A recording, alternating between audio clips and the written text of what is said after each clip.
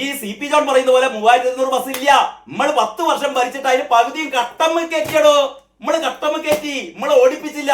പുതിയ ബസ് നമ്മൾ വാങ്ങിയിട്ടില്ല. ഞങ്ങളുടെ KSRTC ഭരണം അങ്ങനെയല്ലയോ? ഞങ്ങളവർക്ക് പെൻഷനും കൊടുത്തില്ല, ഞങ്ങളവർക്ക് ശമ്പളവും മര്യാദയ്ക്ക് കൊടുത്തില്ല. ഉള്ള ബസ് മുഴുവൻ നമ്മൾ കട്ടമ്മ കയറ്റി, പുതിയ ബസ്സൊന്നും വാങ്ങിയില്ല. അങ്ങനെ KSRTCയെ ഞങ്ങൾ നശിപ്പിച്ച് പിന്നെ ഈ CP ജോൺ വന്നിട്ട് എങ്ങനെ നന്നാക്കാൻ ഞങ്ങൾ സമ്മതിക്കൂലോ. KSRTCയെ മാത്രമല്ല, കേരളത്തെ നന്നാക്കാൻ ഞങ്ങൾ സമ്മതിക്കൂല. ഇതാണ് ഞങ്ങളുടെ പോളിസി. ഓടുന്ന ബസ്സുകൾ 1600-ൽ താഴെ, കണക്കുകൾ പെരുപ്പിച്ച് സർക്കാർ.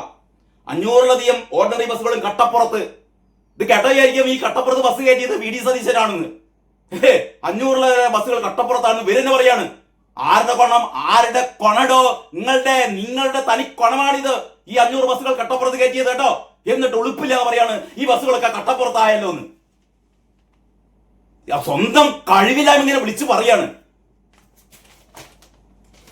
ഇന്ദിരാ ഗ്യാരണ്ടിയുടെ ഭാഗമായി UDF പ്രഖ്യാപിച്ച സ്ത്രീകൾക്കുള്ള സൗജന്യ യാത്ര സൗകര്യം ലഭിക്കുന്നത് 1600-ൽ താഴെ ഓർഡിനറി ബസ്സുകളിൽ മാത്രം.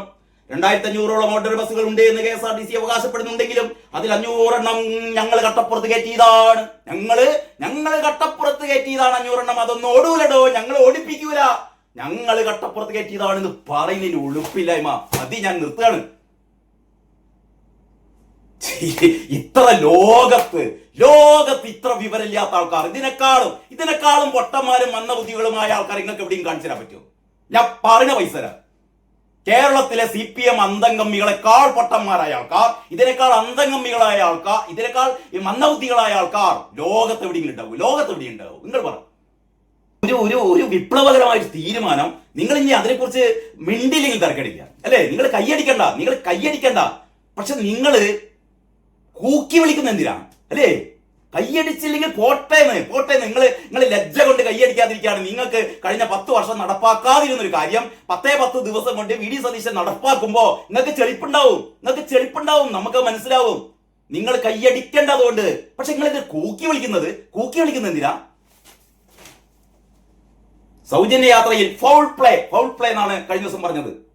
അതായത് ബുധനാഴ്ച ചേർന്ന മന്ത്രിസഭാ യോഗമാണ് സ്ത്രീകളെ വഞ്ചിക്കുന്ന തീരുമാനമെടുത്തത്. അപ്പൊ സ്ത്രീകളെ വഞ്ചിക്കുന്ന തീരുമാനമാണ് സതീശൻ സർക്കാർ എടുത്തതെന്നാണ് ഇവർ പറയുന്നത്. ചരിത്രപരമായ തീരുമാനമെന്ന് ജെ ദേവിക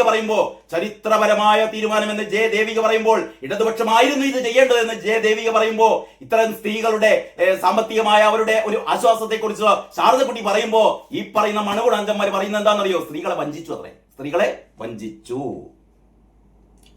പിന്നെ പറയുന്നത് എന്താണ്?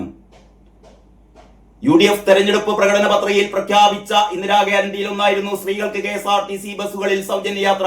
Fast passenger, ordinary limited stop, town to town, city fast ബസ്സുകളിൽ യാത്രാ സൗജന്യം ഉറപ്പാണ് എന്ന് UDF നേതാക്കൾ ജനങ്ങളെ വിശ്വസിപ്പിച്ചു. അതൊക്കെ ശരിയാണ്. ഫാസ്റ്റിൽ ഇല്ലാന്നുള്ളൂ, ബാക്കി TTയിലൊക്കെ ഉണ്ട്. മലബാർ മേഖലയിൽ ബസ്സുകൾ തെക്കൻ ജില്ലകളെക്കാൾ കുറഞ്ഞു പോയതിന് കാരണം നിങ്ങൾ അല്ലാതെ VD സതീശനല്ല, CP ജോണല്ല. KSRTC പുറത്തുവിട്ട കണക്ക് പ്രകാരം ഏറ്റവും കൂടുതൽ ജനസംഖ്യയുള്ള മലപ്പുറത്ത് ആകെയുള്ള ഓർഡിനറി ബസ്സുകൾ 98 ഇപ്പൊ പറയുന്നുണ്ട്. മലപ്പുറത്ത് കഴിഞ്ഞ ദിവസം പറഞ്ഞത് 2 ഉള്ളൂ എന്ന് പറഞ്ഞിടത്തിൽ ഇപ്പൊ 98 എത്തി. അപ്പൊ അങ്ങനെയാണ്. പിന്നെ മറ്റത് പറഞ്ഞു ഗ്രാന്റ് നൽകുന്നതിൽ വ്യക്തതയില്ല. വ്യക്തത ഉണ്ടാവുമല്ലോ, ഓര് കൊടുത്തോളും. നിങ്ങൾക്ക് എന്തിനാ ബേജാറ്? CP ജോണിന്റെ വകുപ്പിന് VD സതീശന്റെ ധനകാര്യ വകുപ്പ് പൈസ കൊടുത്തോളും. നിങ്ങൾ അതിനെക്കുറിച്ച് ബേജാറാവണ്ടോ? ഗ്രാന്റ് നൽകുന്നതിൽ വ്യക്തതയില്ലത്രേ.